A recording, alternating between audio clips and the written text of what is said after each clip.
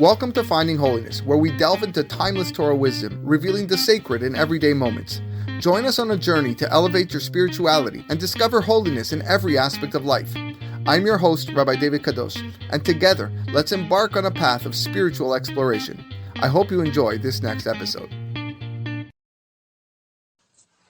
Okay, so yesterday I was scrolling through my Twitter feed and I came across a cringing tweet by a famous Jewish podcaster, Yaakov Langer, host of Inspiration for the Nation. Great podcast, check it out. But reading this tweet, I was totally dumbfounded. This is what he tweeted, and I quote, "My good friend's sister passed away. When I was by shiva, a person next to me was consoling the family and said something so very cringe. Listen, he," referring to God, "has recall rights," end quote. While he meant it in the best way possible, sometimes it's just better to say nothing. That was the end of the tweet. So reading that, I couldn't believe my ears, or my eyes in this case. Instead of offering sympathy, this man caused a lot of harm with that comment to the mourners. Now, like Yaakov mentioned, let's give him the benefit of the doubt. He probably did mean it in the best way, but silence is golden. In fact, that is actually how we are instructed to behave when entering the shiva house.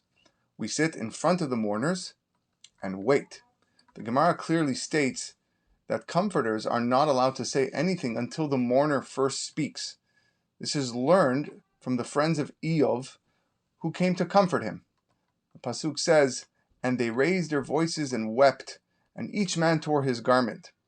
And there was no one to speak to him, because they saw that the pain was very great. After that, Eov opened his mouth, and only after Eov spoke does the Pasuk say, and Eliphaz the Yemenite answered and said some words."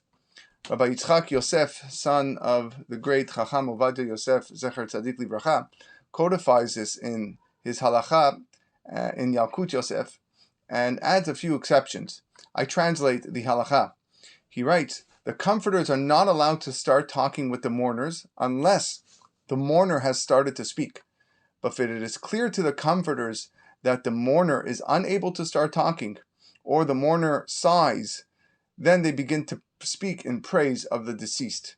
And if the grief of the mourner is very evident, it's not necessary to make sure that they start talking." Also, he writes, if the one coming to console is a respected person or a famous scholar whom the mourners are moved by, he is allowed to speak. So now that we know that we shouldn't open the discussion, once we start talking, we need to know what we should avoid saying, like this person mentioned in Yaakov's tweet. It's important to be respectful and sensitive to the mourning family's feelings. So here are some things that you should avoid saying. Number one, everything happens for a reason. See, this phrase can come across as dismissive and insensitive to the grieving family's pain. Another thing a person should not say, "I know exactly how you feel." Even if you have experienced a loss yourself, it's important to remember that everyone grieves differently, and no two situations are exactly alike. Third thing you probably shouldn't say, "At least they lived a long life." That phrase can minimize the importance of the deceased and their impact on their loved ones, so don't say it. Number 4, it's time to move on. What do you mean it's time to move on? Grief is a personal journey and can take a long time to process, up to 12 months for our parents. Telling someone to move on can be hurtful and insensitive. Fifth thing that you shouldn't say, they're in a better place now. While this may be true for some people, and hopefully most, it's important to remember that the mourning family is still grieving and may not want to hear this type of sentiment.